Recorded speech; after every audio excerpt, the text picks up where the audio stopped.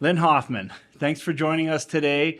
I'm super pumped you're on the podcast. I really appreciate it, and thanks for taking the time. So we are here to talk about luxury listings, luxury real estate. Right. It's your specialty. So I know everybody out there is always interested in luxury real estate. Yep. Majority of people cannot afford luxury real estate. Whether it's the tours, the homes, the fancy cars, the spectacular views. One of the things we want to talk about here is what is luxury real estate, and we're going to jump into that in a second after I give you the full introduction, well-deserved introduction, okay? Okay. All right, so just a little bit of background. You're going to fill in the rest for me, okay? But in terms of real estate, it's your second career? That's right. All right, you had an electrical manufacturing company, and then 20 years ago, you decided to jump into luxury real estate. Okay, you're the manager of the year for Halton Regional Manager of the Year for Canada, and then you opened your first dedicated luxury office downtown Burlington with Remax Escarpment, correct? That's right.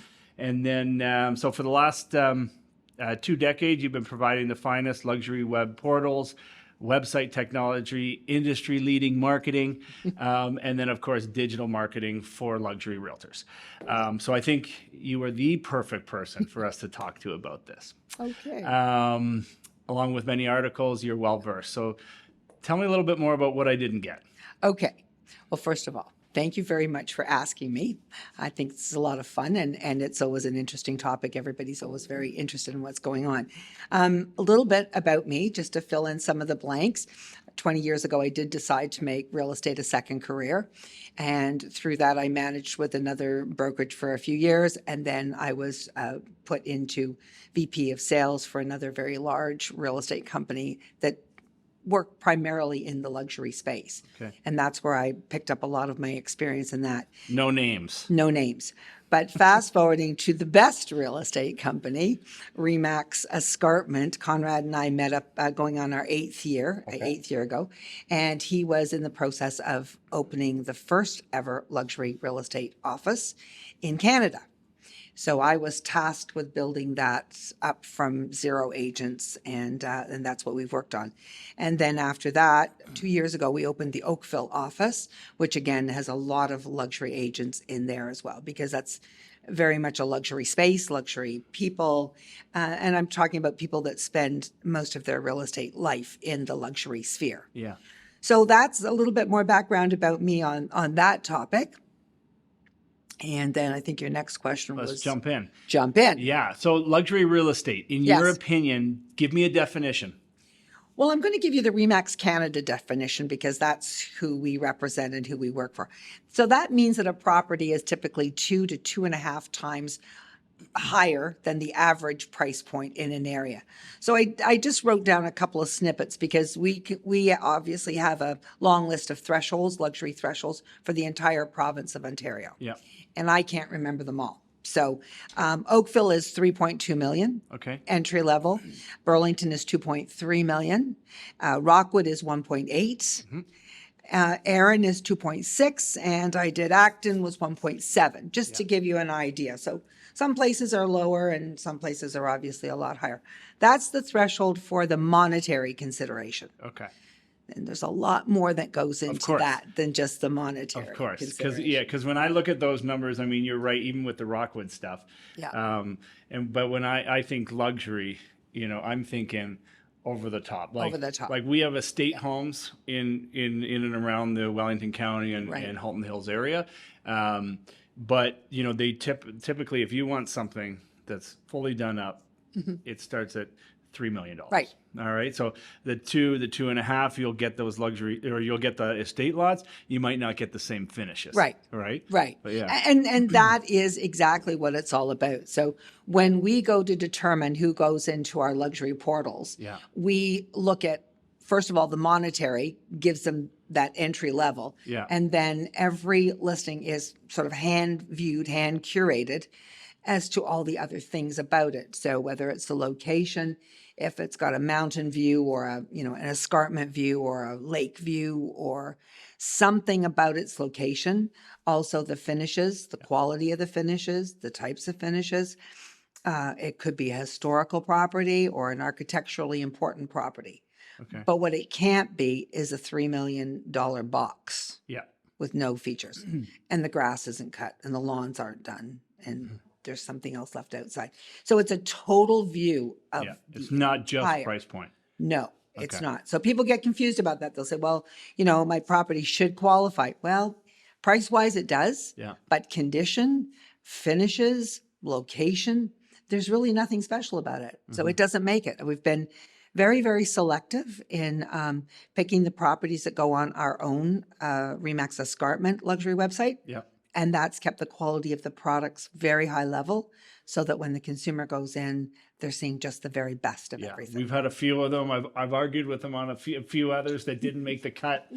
But I like that. I like that level of standard. Okay. And I think, the luxury space deserves that. Yeah. So it's interesting because for us, we're I look at, my dad, he's been selling in this area for years. Yeah.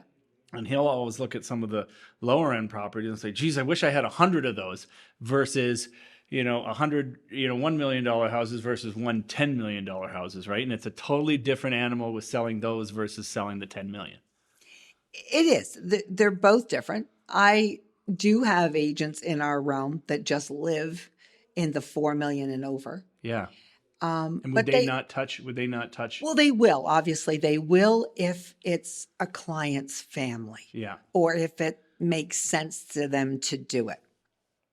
Nobody can afford to just stay in one lane. It's nice to have a few eggs in all baskets, right? And do things. But primarily, that's what they're known for, and that's what they do. Yeah. But will they take a lower price one? Absolutely. This is how another real estate company made a big mistake because everybody thought they would only deal in 10 million up. Yeah. And they were not getting any of the 1 million, 2 millions and lower. So you want to have a coverage of everything.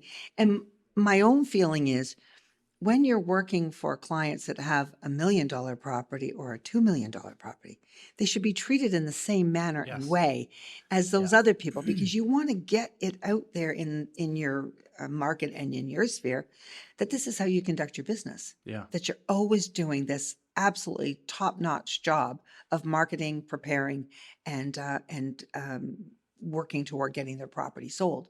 So in that way, I don't differentiate. I say you should do it kind of all the same. Yeah. Maybe a little bit different in terms of some things which we can get into, but you still have that same intentionality of taking care of them. Okay, fair enough. Okay. Okay.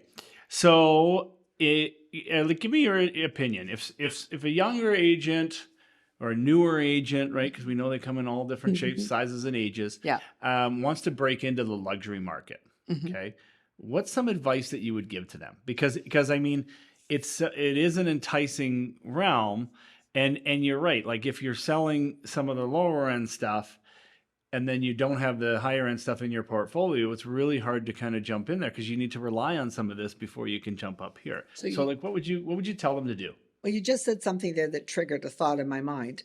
When a person, an agent, be them new or seasoned, is creating their portfolio, they should always have examples of luxury properties in there. And they should always have something that they can show or relate to that this is how we would do it if it was this price point, et cetera. Because I think that's important. You never know when you're going to stumble upon or meet through a client of an existing property, somebody that qualifies or somebody that lives in that higher net worth bracket, right? Yeah. So you should always be looking at that. One of the things that, it was very funny when Conrad brought me into this world for Remax, I didn't realize how much mindset played a role. Yeah. And I think the biggest issue that I've had to help agents overcome is that they didn't think they were good enough or had the knowledge to, or felt uncomfortable in the luxury sphere. Yeah. So I had to work on their mindset and their attitude about that well before, just the nuts and bolts of how to deal with an expensive listing. Yeah. If that makes sense. Yeah. And I think it does because a lot of the times when you're jumping into those situations, and I've been there myself, is, like you can be a straight face, but in your head, there's a lot of stuff going on. Yes. And I think that certain people can key in on that. So if they've sold a luxury property before, they're used to either a certain level of service, a certain marketing, but even a certain verbiage too, right? So that makes sense. Okay. Yeah. So mindset is really the first thing they need to fix. So they go in there confident, not cocky. Confident. And that's the other phase of it. We have been able to provide for our agents the best tools and technology to demonstrate tools, technology, and web portals to be able to compete with other brokerages and other brands that are specifically just in the luxury sphere. Yeah. Right. So that was another challenge, was to bring Remax up to speed and get people to think of that as a luxury brand as well. Yeah. Which we have now been able to do. I'm very happy to say. So how many luxury offices are there? Do you Well, for our brokerage, there's only one across Canada. know? Wow. One luxury one. Now, Oakville we haven't designated it that, but that's certainly where a lot of our listings for luxury do come from. Okay. So So if somebody's breaking in, I mean, you said it yourself, you need examples to show them of, things that they've done. If they haven't done anything like that, what would you recommend? well, I recommend that they start to first talk to some agents that are in that world and spend most of their time in that world. I really believe that our agents are very forthcoming with information and help, and they can certainly garner a lot of that by talking to people, but they can also do a lot by looking up what other agents are doing with respect to websites, marketing, the things they're saying. They can spend a lot of time reading about luxury everything. Yeah. Luxury cars, luxury planes, yachts, jewelry, art, liquor, wine, And how those are being sold. and how those are being sold, and actually Where they're being, and learn where they're being sold. and learn about those things. Because when you have a conversation with people that live in that high net worth world, they're going to be talking about those things. Yeah. Plus other things that are going on in the globe. Yeah. Other, just they have a different level of conversation, shall we say. Okay. I always talk about this in a way. If you ever watch what people read in the business class on an airplane compared to the coach class on an airplane, you see a difference. Okay. So start reading what the business class is reading, the Globe and Mail, articles, all these different things. So educate is really, really important. Educate so you feel comfortable. If somebody throws out, something like, "Oh, did you see this or did you see that?" Yeah. You know what it's about. And I think it's important too. I mean, whether it's luxury or just regular real estate, don't make it up. If you don't know it, don't pretend to know it. No. Right? Yeah. So would you recommend some of those agents find a mentor and maybe join a luxury team? They can. I don't think it's absolutely essential, but they could. Yeah. But again, I don't think they have to do that. I think they need to start spending their time in places, maybe if their children go to a private school or they have different community events, they can gear themselves toward some of those different events, some of those different community things that are going on that tend to be where high net worth people sort of work. And that's a difficult thing to find. So you have to be careful with that. And I always say, do things that you're passionate about. Don't just do things because you think you want to sell some real estate from it. Yeah. Because people will, get that you're not really genuine about what you're doing. So belong to some charities, belong to some organizations, start to get to know more people in that space and in that networking, and do some good work and get out there. You may find too, you're right. If they try to get to the luxury space, when you get there, you might not like it. Right? Well, it's a little different. It's going to take average days on market is going to take a little bit longer. Okay. You're going to spend a lot more money preparing that listing. You're taking my questions. Ah, All right. okay. So okay. I'm jumping ahead. So Sorry. no, that's good. Okay. All right. So no, fair enough. So I guess that's a couple things. I mean, for marketing, okay, for days on market. I mean, I see, you'll see a $10 million house or a $15 house. It'll be on the market for 3+ years sometimes. Depends. So I guess, so in terms of marketing, are you thinking like Mansion Global, Rob Report, what are some of the things that luxury brokers are doing in terms of marketing? Right. So the James Edition, July, Who's Who of Luxury Real Estate. Mansion Global's good. Wall Street Journal's good. They're not as high a profile as some of the ones I just said before. Remax has Remax Collection, Remax Global, and things like that. But there's other things that you should be doing, which is doing some really top end videos, lifestyle videos of that property. So you have a nice farm and it has a lovely pond, right? And there's some acreage. You might be talking about, oh, the kids can ride around on their ATVs, run around. They've got some horses on the property. Whatever that property is in the city, in the suburbs, or in the country, find what speaks to that property. Start marketing specifically to that property with some luxury videos and some things that can be sent out all around the world on digital. Yeah. So you can attach it to your Facebook, your Instagram, LinkedIn's, all of those kinds of things. That's really important as well. And you're still seeing those agents are heavily invested in Instagram, Facebook. Yes. YouTube. Still heavily, and also doing AdWorks, and also, making customized programs to send. See, every time you send something out digital to somebody, they know 280 more people, and they send it to somebody else, and there's another 280 more people. Mm-hmm. And it gets into the right hands. So when you have a luxury property, you're basically looking for the tribe that belongs to that property. Yeah. Or the person whose lifestyle that'll fix. Yeah. In Oakville, we have a lot of people that actually have more than one $4 or $5, $6 million property. They have more than that because they want their family to spend time there too. So they have one for the family, one for them. It's a different animal. Along with that, right? So like you want to find the tribe, okay? Mm-hmm. You want to be able to show the lifestyle, okay, which is great. I mean, I think it's great to see the creative videos that agents are doing just in general. Mm-hmm. And I honestly think, regardless of the property right now, like a video should be expected. We should be able to like elevate our game to that. Okay, in terms of days on market. Yeah. So like, what are like? Let's pick Oakville. Yeah. Well, I can just give you a recent example. We had 2 penthouse condos in a very well-known condominium in town. Okay. One had been on the market 587 days, and the other one was over 300 days. Okay. They both sold in the same week for full asking. And the price points? $5 million and 5.4 and 3 and change. For condos. For condos. Wow. Yes. And after all those days, all of a sudden they sold. Nobody was asking their agent to reduce their commission. Nobody was, reducing the price. Mm-hmm. So where I was going with that is technically, I feel that high net worth people, they know the value of their property. Mm-hmm. Once they price it appropriately, they hold. Yeah. They've got the wherewithal to hold, so they don't mind holding. Yeah.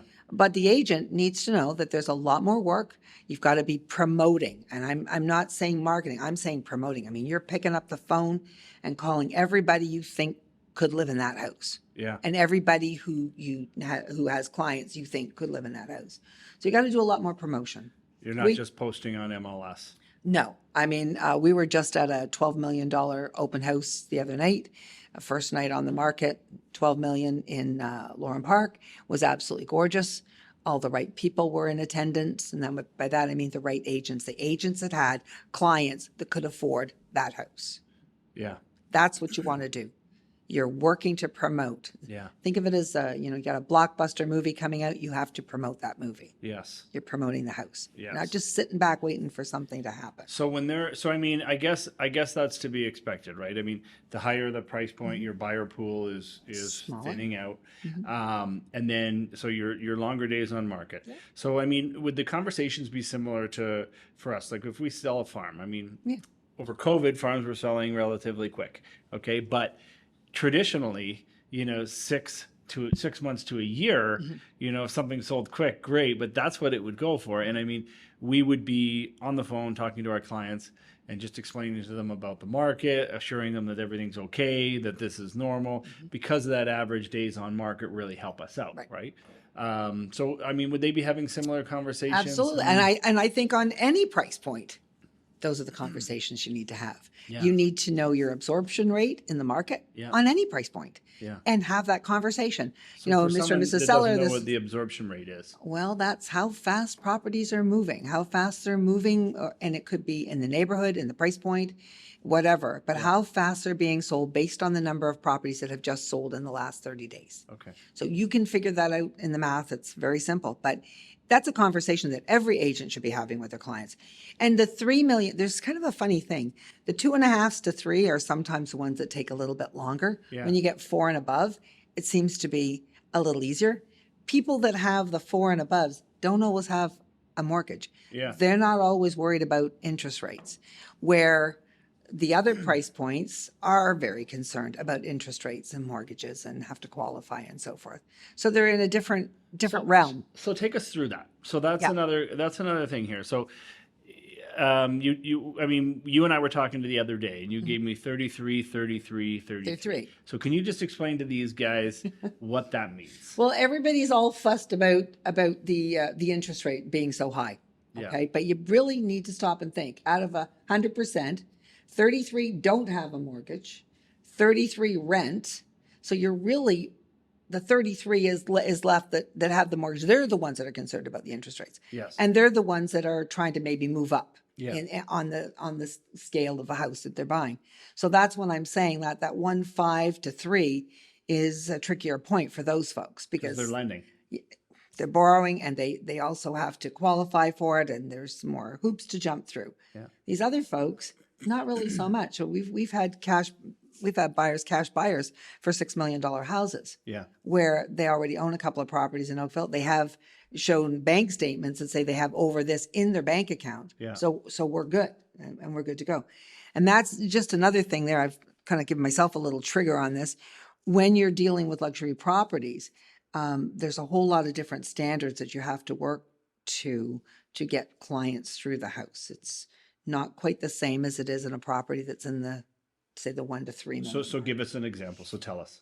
For example, the agent that is the listing agent would need to be present at all showings. And that's pretty standard. Very standard. In my world, it's something I talk about a lot. Okay, so for the luxury guys, or you guys out there Yeah. envisioning yourself in the luxury space, Yeah. you need to Be be prepared. present. Yeah. And we do that with farms here. Yes. And the reason is only because we need to explain everything about that. They're more complicated. All right. The properties themselves are more complicated. There's more things. Yeah. So, for example, when I was in the $12 million home the other night, I asked the agent, I said, is there a safe room here? And yep, there's a safe room, but nobody gets to see it unless they've been pre-qualified and unless they're on a second showing. Then they get to see the safe room. Yeah. Right. So there's different things happen. So and we be just- prepared to have mortgage or wealth verification Yes. for the client that's going through the house. So that would be standard. They would Yes. either show a bank statement, a letter from the bank, a bank. mortgage, however they're doing it. They do it. There has to be some sort of verification. And that wouldn't be like, so in our realm, I mean, we don't really like that doesn't, it's almost like we're jumping into their personal space, No, you're not. right? Because we don't ask for that. But you should. My feeling is you should. I mean, I'm still, and the United States, after what happened to them back in the early 2000s, they don't put people in cars anymore without mortgage verification. Yeah. So I do think it's a good thing, but we have typically shied away from it. People haven't developed the right conversations around and the right dialogue around how to ask for that and why it's important. Yeah. Because you don't want to be showing properties to people and find out they can't afford it. That's right. It's a waste of everybody's time. Yeah. So I think it's a good thing. But in that higher net worth and that luxury space, people are absolutely used to it and consider it absolutely important. You're going to let somebody walk through a $12 million house that can't pay for it? Yeah. No. Yeah. No, not going to happen. So those are really important things to discuss. So yes, you're going to have a lot more work to do. You need to know everything there is to know about the house. You need to know all of the finishes. You need to know just everything about the house, so you can be a great source of information for the people that you And I've seen too, like I love our brochures, okay? But I've seen some, I mean, it might as well be a hardcover book that are at these properties. I mean, they're pretty Sometimes, spectacular. Yeah. All right. Sometimes they are. And I'm all for the hard copy books. I think they're great, but I'm probably even more for the digitals. Yeah. I really am, because the digitals will get it out into the universe Yeah. and everywhere. And we have analytics behind those books, the digitals as well. Yeah. So when people go online and look at it, you know how many people looked, how many people came back for a second time to look. Yeah. And that to me is really important. The books are nice for the client to have a hard copy, and for serious, very serious and qualified buyers, absolutely give them a hard copy. Fair enough. Do the floor plans for them. Give them that as a closing gift. You know what I mean? Like Yeah. there's so many things that you can do. Or yeah. Anyway, there's lots Sprinkler of things. systems, the heating systems. I mean, because there are multiple heat in some of these houses, right? They have multiple heating Multiple systems. furnaces, multiple Yeah. air conditioning, you know, safe rooms, wine cellars, Pool pumps, everything, everything. security. Okay, Yeah, cool. everything. Yeah. So So that's what I mean. Agents should be doing their own research on all of those things. Yeah. So they know what they can expect to find in homes of that price point. And if they go and meet with a seller, They need to be up well to date. versed. They need to be well Yeah, versed. it's not So it's a something lot you- of education first Okay. before implementation. A lot of knowledge building, and that, you know, that's the one thing. If you invest in yourself and your own mindset, it'll last you a lifetime, Okay. and through all levels of clients. You don't see that as much, right? People investing in their self. You don't want to start me talking about that. I have a problem where people will spend $300 or $400 on a dinner out and not have $300 or $400 to spend on some training or something that would actually help benefit their career. Mm-hmm. I do. I have a problem with that. But so, and I guess then now we'll transition to that into, you know, personalities. Okay. So, you know, like I would assume most people that are owning these houses would probably feel the exact same way, right? Invest in themselves. And one of the things that's great about sort of a higher net worth type of person is they understand the value of knowledge. Mm-hmm. Okay. They're not going to the garage and changing their own oil, right, in their car. Yeah. They're dropping their car off. When it comes back out, it's all done. It's all fixed. They've spent the day in the spa, and they take their car and away they go. They understand the value of knowledge because they're very knowledgeable in their profession. And therefore, they respect other people that are knowledgeable in this profession. So I think it is really important that you have the knowledge and the skills that they need so they can get their home sold. Yeah. They don't expect you, and I was writing it in my notes, they don't expect you to have a Chanel suit on or an Armani suit on. They don't expect you to drive a car. Well, they don't expect you to drive a Bentley. They're not expecting that. But what they do expect is somebody who's highly skilled and highly trained in what you do. Yeah.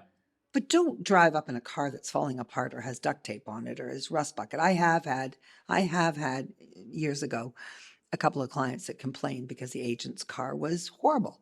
And rightly so, it was horrible. Yeah. I'm sure they could have found a better car to turn up in. You don't want that sitting in. These people spend millions of dollars on their landscaping. Yeah. And they want something nice in the driveway. Does it have to be a Bentley? No. Does it have to be what they drive? No. Does it need to be clean and presented well? Yes. Do they? Yes. So okay. So in terms of, I want to get to personalities on both the sellers and realtors. Okay. So I do, so I guess since we're kind of talking about the seller personality, what are some of the personalities that you're going to run into? Well, I mean, you've explained it there. To me, there's only four. I don't know if you've done the disc profiling. Yeah, I have. Okay. There's only four, basically. 4 different styles of personality. And usually if you're married, your partner's got the other, like an opposite, right? Yeah. So for me, I'm a D. I'm very, bottom line oriented, detailed, driven, dynamic with my numbers. You're going to find somebody like that, I'm sure. You usually do. But then the other side's going to be, maybe a more social person, needs to have a little bit more warmth, empathy kind of treatment. So you've just really, I think people really need to know who they are and how they absorb it. Like myself, the agent, how they absorb the information and how they give the information out, and be cognizant of those around them. And you can pick up on this pretty quick when you're talking to somebody. Mm-hmm. Like you can tell when you're talking to them about the pre-listing or going to visit them for, whether you're dealing with a stats-driven person or a, staging person, or somebody who wants, you know what I mean, like a different vibe and feel. So even for us, I guess like the pre-qualification is really important because we like to know what they're looking for in an agent. Right. right? Are they looking for highest price, cheapest commission, the best marketing? Their motivation. And then their motivation. So I guess the pre-qualification is really important on that note as well, because it gives you some insight to who they are and what they're looking for. Well, when you have that conversation with them on the phone, that's one of the things you can garner, right? Like, what's the motivation? What's your why? Why are you going? Yeah. Is time or money worth more to you? Is it got to be fast, or are you willing to stay on the market longer to get the money you want? So you've got different motivations, right? And you need to figure those out fast. One thing I like about our pre-listing tool that agents can send out is that it asks all the right questions, and you can tend to find out what they're most interested in by having them go through those things. Yes. Yeah, fair enough. So you can sort of predetermine what they're reading, what they're looking at by the analytics that go behind that. And just basically by talking to them, you'll know it. They got to be there. They want to get it done fast, and they keep asking you for more detail. They want stats. They want all the logical stuff. Or are they looking at the other issues? Do you find the question about, like, we always ask this as in our market, in our price points, but I find a lot of agents are almost scared to, because they feel like they have to be the one giving the number. But I always ask what they feel their property's worth. You always should. And they're going to say, well, Tyler, look, you're the expert. Yeah. You tell me. Yeah. Well, I know what the number is. Yeah. I already know, Tyler, but I want to hear what your expectation is. Yeah. Because, if you're thinking 5 million and I'm thinking right now 3, Yeah. we're a long way apart. So let's.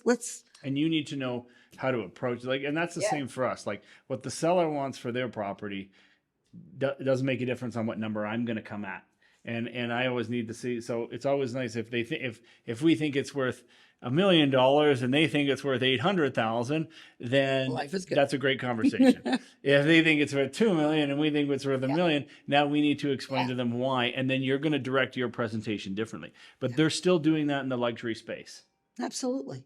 Okay. I've got no names, but one that started out at 10 million a year and a half ago.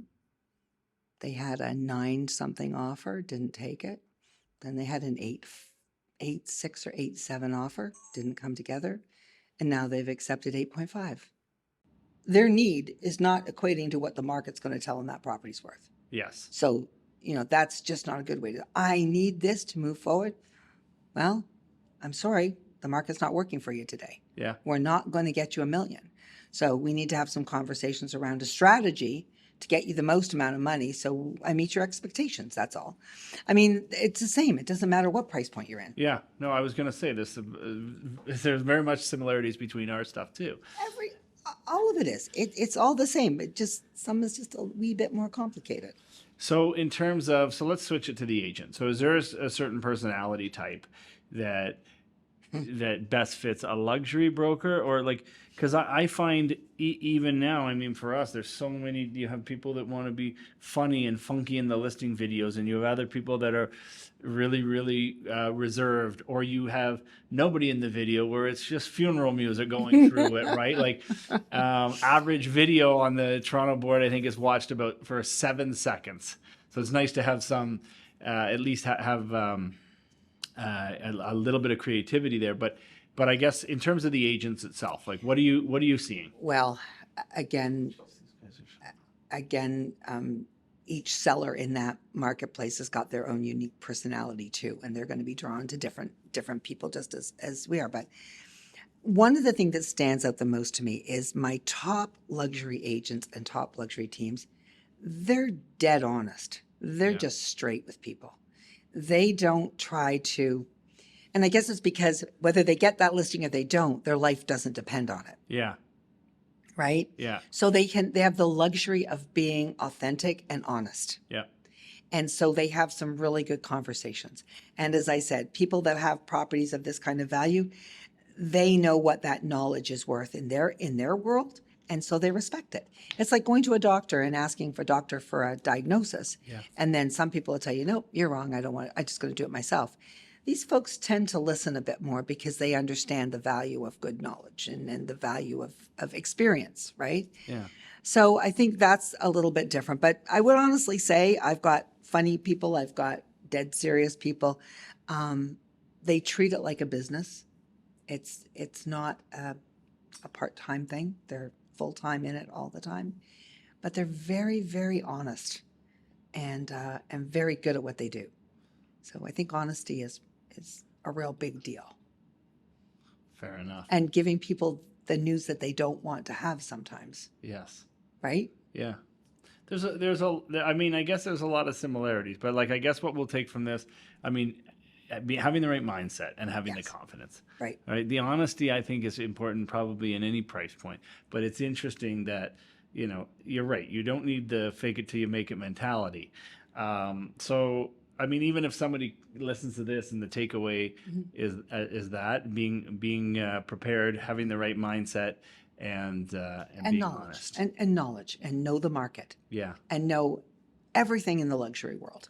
Yeah. And if you're specializing in horse farms, then learn all about horse farms. Yeah. If you're specializing in, a property that's got a hockey arena and a Zamboni, then learn about that. Like, you really need to know your market Yeah. and know your stuff, because that's what somebody is counting on.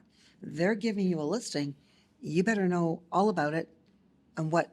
And I to think too, display. that's the pre-qualifications, right? Like, if someone tells you they have a hockey arena in their place, there's nothing that says that you can't Google it and go from there. When I first started, I remember people saying they had geothermal heating, and I thought, what the hell is Yeah, that? that's and another then thing. we'll get to know whether it's an open Yeah. loop or closed loop, Right. and I mean, it's very interesting that way. So then you can have some knowledge on the subject, but you don't have to be, a professional in ice hockey rinks. No, you don't. Absolutely. But you would be the person that could say to them, look, I don't know the answer to that, but I know where to get you the answer. Yeah. And I'll get back to you with the answer.